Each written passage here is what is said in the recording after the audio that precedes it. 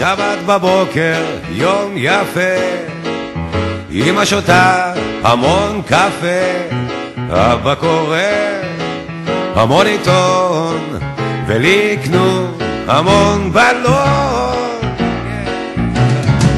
שבת בבוקר, יום יפה, אמא שותה המון קפה, אבא קורא המון עיתון, ולי יקנו המון בלון.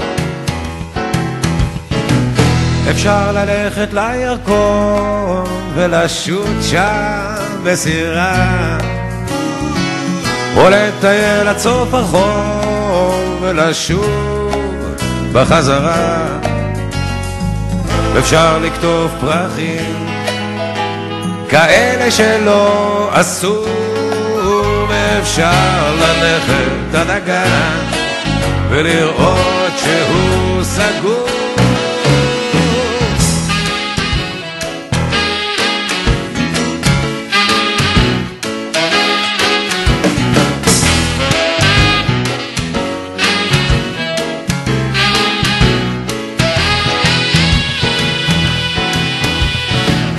אפשר ללכת לירקון, לשוט שם בסירה, או לטייל עד סוף הרחוב ולשוב בחזרה. אפשר לקטוף פרחים כאלה שלא עשו.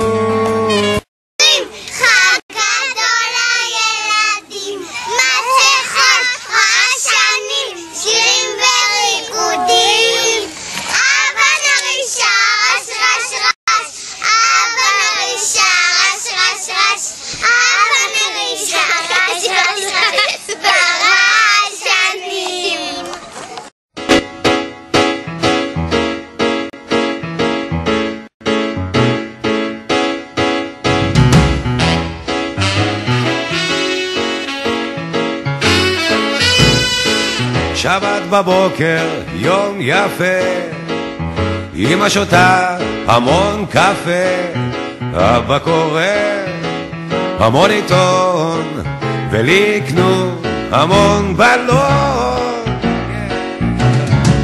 שבת בבוקר, יום יפה. מה זה? לא, תתעלמו מהנוזלים. מה זה? אמא לחשה לך ושמעת? נכון. מה זה? אמא חכמה. זאת גת.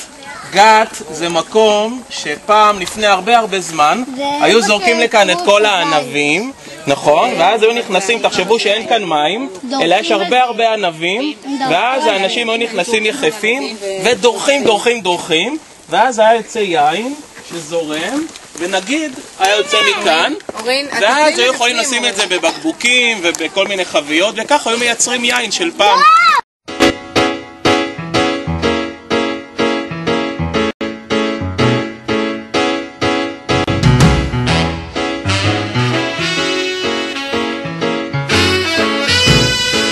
שבת בבוקר, יום יפה, אמא שותה המון קפה, אבא קורא המון עיתון, ולי יקנו המון בלון.